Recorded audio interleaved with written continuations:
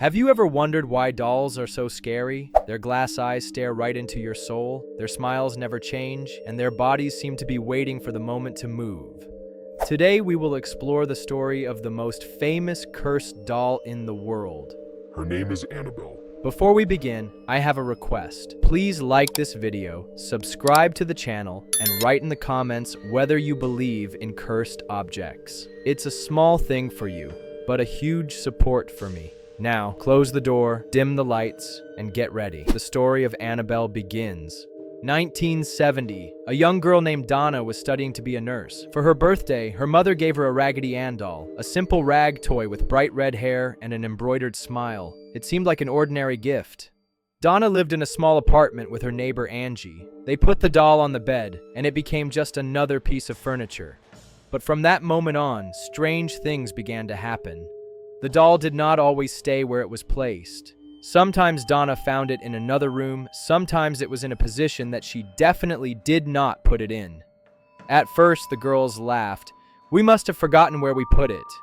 But as the days went by, the strange occurrences became more and more noticeable. A couple of weeks later, the girls discovered something new. Small pieces of paper with childish handwriting were lying on the floor. Help us. I miss you. The problem was that there was no paper or pencils in the apartment. Angie said in a trembling voice, That's impossible. Donna just laughed nervously. But deep down, they both knew something bad was happening to the doll. In desperation, the girls invited a medium. During the seance, they learned that the doll was supposedly inhabited by the spirit of a girl named Annabelle, who had died many years ago.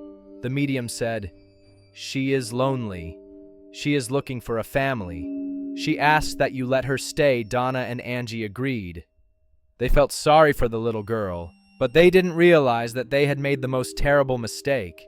Donna had a friend named Lou. He disliked the doll from the start. You're crazy if you think that's cute, he said. One night, Lou woke up with a strange feeling. He couldn't move.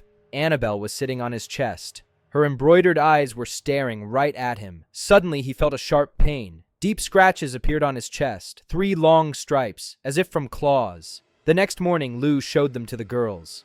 And then everyone understood. This was not a child. It was something else. Frightened, the girls first turned to the priest, and then the matter reached the Warren family, Ed and Lorraine. Ed carefully examined the doll, and Lorraine, who had psychic abilities, immediately sensed a heavy energy. This is not a child, she said. This is a demon. It uses the image of a girl to evoke pity, but its goal is to take possession of your soul. The girls were stunned. Everything they believed in turned out to be a lie. The Warrens took the doll home with them, but on the way, the car refused to start several times, and only after sprinkling it with holy water were they able to continue their journey. The doll was placed in a museum of occult artifacts, where the most dangerous items are collected. It was locked in a special glass case, and a sign was placed on it that read, "Do not open." Since then, Annabelle has been under constant surveillance. There are many stories about the doll.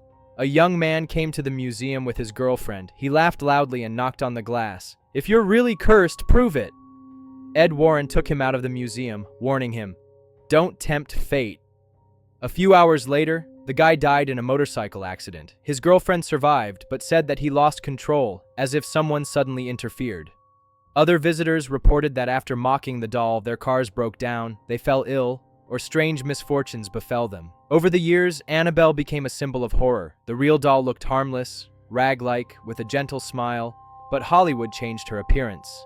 In the films The Conjuring and Annabelle, she became porcelain, with eerie eyes and a frightening smile. This image became entrenched in the popular consciousness. The films exaggerated many facts, but interest in the doll only grew. Now she is known to millions of people around the world. Today, the Annabelle doll remains in a glass case. The Warren Museum is closed, but the story lives on. For some, it is just a legend. For others, it is proof that evil can lurk in the most harmless things. And that is what makes Annabelle so scary. She is not a monster with fangs. She is a doll with a kind smile. But behind that smile may lie ancient darkness.